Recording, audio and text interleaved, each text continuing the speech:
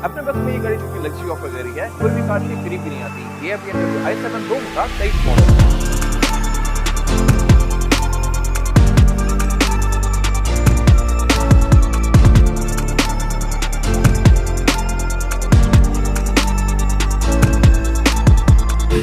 अब मैंने इससे पहले बहुत सारी गाड़ियां रिव्यू की हैं, इवन नई वाली S580 भी, बट ये गाड़ी एक अलग लेवल पे है। इस तरह से इसके डोर्स भी ऑटोमेटिकली खुलते हैं, इस तरह से ये चारों भी डोर्स पावर्ड हैं और इसके इंटीरियर भी चीजें बहुत सारा लग्जरियस हैं। More of that later. फिलहाल बात करते हैं इस गाड़ी के एक्सटीरियर की। साइज के लिहाज से ये गाड़ी एक फुल साइज सेडान है, प्लस ये 4 व्हील स्टीयरिंग व्हील भी ऑफर करती है। अगले के साथ साथ इसके पिछले टायर भी टर्न करते हैं, जो कि मेरे ख्याल से बड़ी फिट चीज है। और इतनी बड़ी गाड़ी के लिहाज से इसका टर्निंग रेडियस बड़ा कम है, आप इसको छोटी छोटी जगहों पर भी इजीली मोड़ सकते हैं। ये फीचर आप ऑन और ऑफ भी कर सकते हैं। और फिर ये गाड़ी है एक्स ड्राइव 60। एक्स्ट्रा का मतलब होता है कि ऑल व्हील ड्राइव। इसकी पावर चारों टायर्स पे जाती है और ये गाड़ी इंसेनली फास्ट है। फिर बैक पे एक और चीज भी इंटरेस्टिंग है, वो है इसका BMW का लोगो। एक तो इसके पास ये ब्लू कलर कंटिन्यू कर रहा है, जो कि शो करवाता है कि ये कार इलेक्ट्रिक है। और यहाँ पे इसका वॉशर भी आता है। आप जैसे ही वाइपर यूज करते हैं तो इसका ये वाला पोर्शन बाहर निकल गया, इसके रियर कैमरा को वॉश करता है। बाय द वे, इस गाड़ी का फेसलिफ्ट भी आ चुका है वर्ल्ड वाइड। कुछ लोग कह रहे थे इस गाड़ी के बारे में कि ये गाड़ी काफी अगली है, कुछ लोग कह रहे थे बहुत फिट है। दो ओपिनियन से मेरे ख्याल से तो ये गाड़ी फिट थी, लेकिन अब जो नई वाली शेप आई है उस पर मोस्टली लोग यही कहते हैं कि वो गाड़ी बड़ी जबरदस्त लगती है। इसमें सब कुछ थोड़ा राउंड राउंड सा है, हेडलाइट्स और ये DRL वगैरह थोड़ी राउंड सी दी गई हैं, बट इनमें ये डायमंड जैसे पैटर्न कंटिन्यू करते हैं। बेशक वो DRL में हो या हेडलाइट में हो, इनकी शाइन बड़ी नेक्स्ट लेवल है, जबरदस्त किस्म की है। और इस गाड़ी ने ये स्प्लिट हेडलाइट वाला ट्रेंड स्टार्ट किया था। हेडलाइट्स में यहाँ नीचे दी गई है, DRL ऊपर कंटिन्यू की गई है। नई वाली शेप में भी ऐसा ही है, उसकी हेडलाइट्स इस सिर्फ लंबी होने की बजाय यहाँ पे ज्यादा बड़ी कर दी गई है। दोनों के ही अपने अपने लुक्स हैं। नई वाली कार में DRL थोड़ी पतली और ज्यादा लंबी कर दी गई है। खैर, एक चीज गाड़ी के फ्रंट पे बहुत डिस्टिंक्टिव है और वो है इसकी ये ग्रिल। ये इसकी किडनी ग्रिल्स होती हैं बेसिकली, और अच्छी खासी मैसिव है 7 में। इनके आसपास ये लाइट्स दी गई हैं जो रात के टाइम ग्लो करती हैं और इस गाड़ी को बड़ी डिस्टिंक्टिव सी लुक देती हैं। और बाकी ये गाड़ी क्योंकि एम पैकेज नहीं है तो इसमें ब्लू कलर की स्ट्रिप आती है। जो एम पैक वाली गाड़ी होती है वो फुली ब्लैक्ड आउट होती है फ्रंट से, या उसमें सब कुछ बिल्कुल मैट में होता है। इसकी लुक्स थोड़ी सी डिफरेंट आती हैं।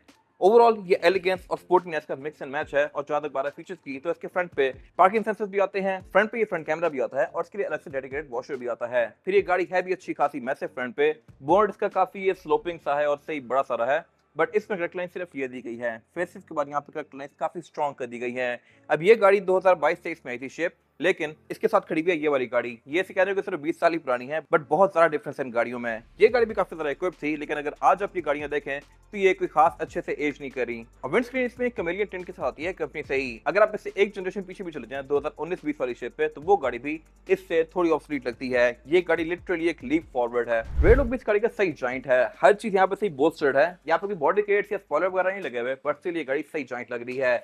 अब ये तो फेसलिफ्ट वाला लुक है। फेसलिफ्ट में इसके टेललाइट्स को बहुत ज्यादा बड़ा कर दिया गया है, ये तो भी यहाँ पे खत्म हो रही हैं। फेसलिफ्ट में ये इतनी मोटी करके यहाँ तक कंटिन्यू कर दी गई हैं। आपको अगेन कौन सा लुक ज्यादा पसंद है, ये वाला या बाद वाला, कमेंट सेक्शन में मेंशन कीजिएगा। और ज्यादा ज्यादा फीचर्स की, तो इसमें पार्किंग सेंसर्स वगैरह तो हैं ही, पडलेस तो यहाँ पे आते हैं, रेड फॉग भी आती है और इसकी टेललाइट्स ट्रांजिशन के साथ ऑन ऑफ होती हैं। फिर इसमें टेलगेट पावर्ड भी है, अनलॉक करने पे ऑल द वे अप जाएगा, लेकिन कैपेसिटी यहाँ पे थोड़ी कॉम्प्रोमाइज है क्योंकि यहाँ पे इसके बैटरी पैक वगैरह आते हैं। नीचे यहाँ पे एक स्टोरेज एरिया दिया गया है, but that's it. Spare tyre वगैरह ये गाड़ी ऑफर नहीं करती। रेयर बेंचेस इसमें फोल्डेबल तो नहीं है, लेकिन सेंटर में एक स्प्लिट दिया गया है कि आप इसमें आफ्टर मार्केट फ्रिज लेके माउंट करवा सकते हैं। साइकिल मोटर स्पोर्ट के पास इनके फ्रिजेस भी अवेलेबल हैं, बेशक आपने एस क्लास में लगवाना हो, ई में, या फिर इन गाड़ियों में। साइज के लिहाज से गाड़ी एक फुल साइज की सेडान है और इसमें फिर ये नीचे आप देख रहे होंगे पार्किंग सेंसर की तरह के सेंसर्स दिए गए हैं। ये बेसिकली इसके डोर्स के लिए हैं। अगर मैं डोर खोलूंगा तो ये डोर उतना ही खुलेगा जितना खुल सकता है। कोई दीवार हो, गाड़ी हो, कोई भी चीज उसको हिट नहीं करेगा। अब मैं यहाँ खड़ा हुआ हूँ तो ये डोर इस तरह ओपन ही नहीं हुआ। अगर मैं यहाँ पे ना खड़ा होता तो ये डोर प्रॉपर ओपन हो जाता। फिर इसमें सॉफ्ट क्लोज फीचर भी आता है, आधा बंद करने पे ये डोर बाकी खुद बंद होगा। बैक पे विंडोज प्राइवेसी वाली हैं, अंदर प्राइवेसी कर्टन अलग से आते हैं। और इसमें फिर ये बैक पे पैटर्न कंटिन्यू किया गया है, जो कि मोस्टली आपको नई BS में देखने को मिलेगा, इस कार में भी है। फिर यहाँ पे इसका चार्जिंग पोर्ट दिया गया है, जहाँ से आप इस गाड़ी को नॉर्मली चार्ज करेंगे, और बैक पे राइट साइड पे एक और पोर्ट आता है जहाँ से आप इसको फास्ट चार्ज करेंगे। कमर्शियल चार्जर वहां पे लगता है और ये गाड़ी ओवरनाइट चार्ज होती है। अगर आप इसको फास्ट चार्जर पे चार्ज करेंगे कमर्शियली, तो ये गाड़ी आधे पौने घंटे में भी फुल हो सकती है, डिपेंडिंग अपॉन द आउटपुट। बाकी इसमें पर हाइट कंट्रोल भी आता है, तो इसको आप रेस लोअर कर सकते हैं। इसमें स्मार्ट एंट्री वाले फीचर भी आते हैं, यानी कि आप गाड़ी पार्क करके बंद करेंगे तो ये गाड़ी खुद ड्रॉप हो जाएगी, ताकि इसमें एंट्री और एग्जिट आसान हो जाए। फिर फीचर के नाम पे इसमें 360 डिग्री कैमरा सेटअप भी आता है, जो कि आपको इसकी साइड का व्यू देगा। कि साइड में ऑटो रिट्रैक्टेबल भी है, एडजस्टेबल भी है, ऑटो डिमिंग वाले भी हैं, हीटेड भी हैं।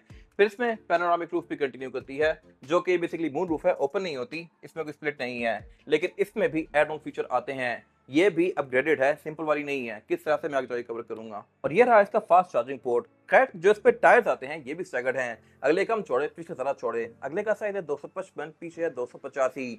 रिम इसमें ये मैसिव 20 इंचेस के हैं और इसमें और भी स्टीयरिंग भी आता है। अगले के साथ साथ पिछले टायर भी टर्न होते हैं। और ईवीज के बारे में एक और चीज इंटरेस्टिंग ये है कि इनके टायर सिंपल गाड़ियों से डिफरेंट होते हैं। इनका वेट बहुत ज्यादा होता है और अगर आम गाड़ियों के टायर इन पे लगाए जाएं तो उनका वेयर एंड टेयर बहुत तेज होता है। तो ये टायर थोड़े ज्यादा पावरफुल होते हैं as compare to those tyres, और इनका वेयर एंड टेयर लाइक आहिस्ता आहिस्ता होता है as compare to simple tyre. और इंटीरियर में सबसे पहले बात करते हैं इस गाड़ी की बैक सीट्स की, क्योंकि सबसे ज्यादा लग्जरी गाड़ी यहाँ पे ऑफर करती है और स्पेशली इस सीट पे। ये बॉस सीट है और यहाँ से मैं गाड़ी के मोस्टली फीचर्स को कंट्रोल कर सकता हूँ। सबसे पहले तो ओपन करते हैं इस गाड़ी की पैनोरामिक रूफ। इसकी रूफ का जो शेड है ये बैक से आगे जाना शुरू होता है, क्योंकि इसमें जो मेन गेस्ट है वो बैक पे बैठा होता है ऑनर गाड़ी का।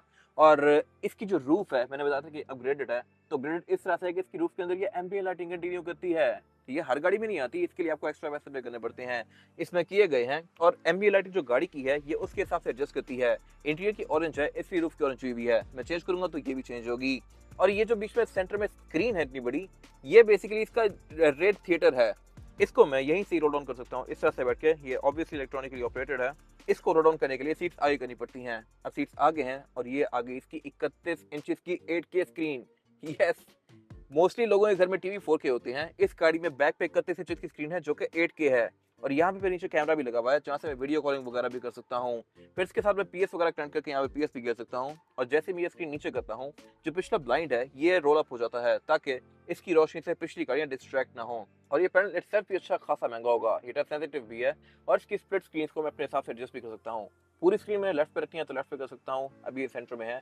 और यहाँ पे आप Amazon की अपनी आईडी लॉगिन करके काफी हद तक मल्टीमीडिया वगैरह प्ले कर सकते हैं। Amazon प्राइम इसमें कंपनी से ही आता है। और ये स्क्रीन फोल्ड डाउन होने के बाद भी मेरे व्यू में कोई ऑब्स्ट्रक्शन नहीं बन रही, मुझे यहाँ से बैठ के अभी भी सामने की रोड वगैरह नजर आ रही है।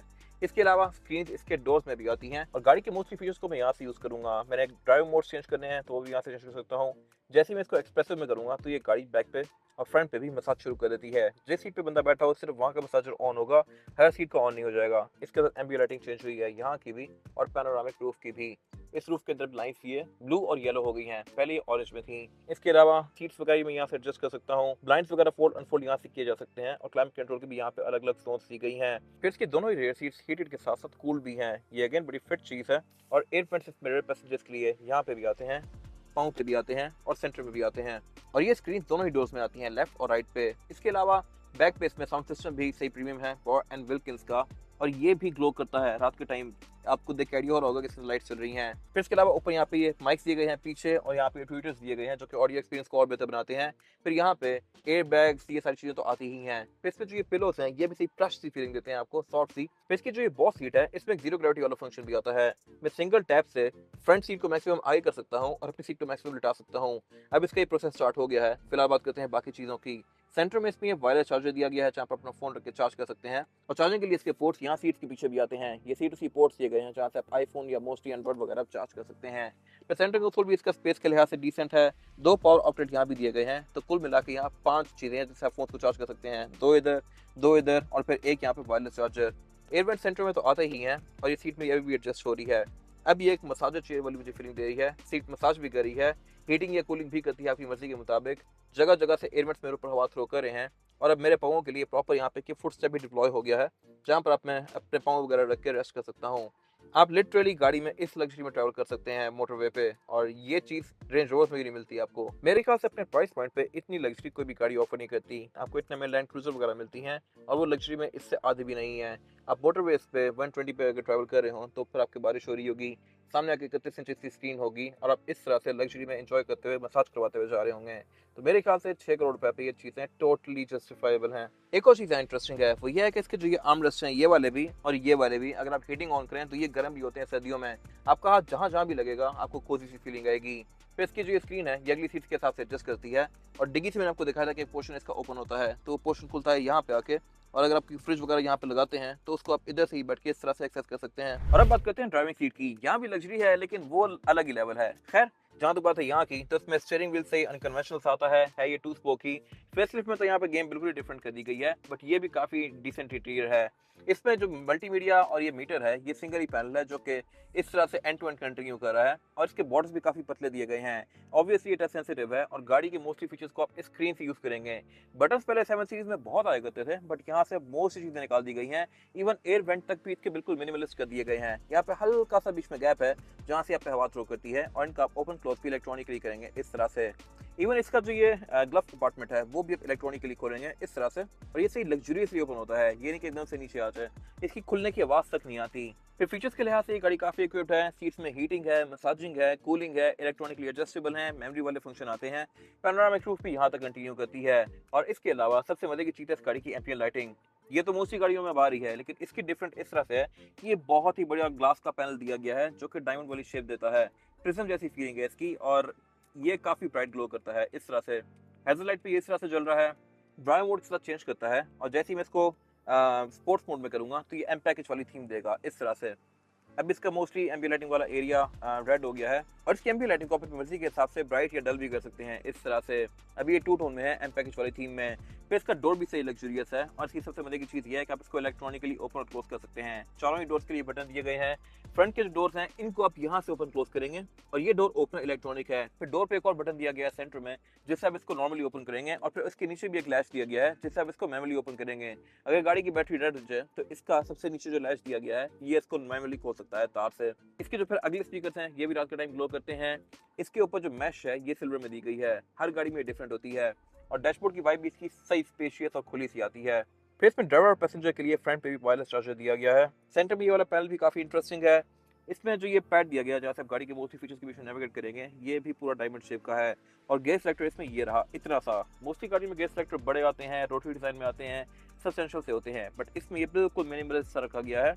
और इसमें जितने भी बटन हैं सारे ये ग्लास के हैं और रात के टाइम ग्लो करते हैं।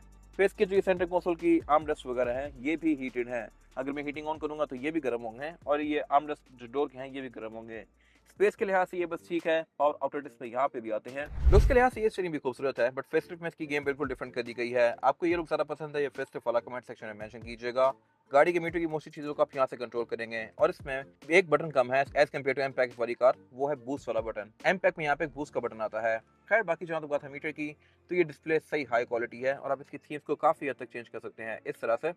अलग अलग इसमें आप कंटेंट डिस्प्ले कर सकते हैं, इसका पूरा लेआउट चेंज कर सकते हैं, और यहीं से मैं इसके हेडअप डिस्प्ले को भी एडजस्ट कर सकता हूँ इस तरह से।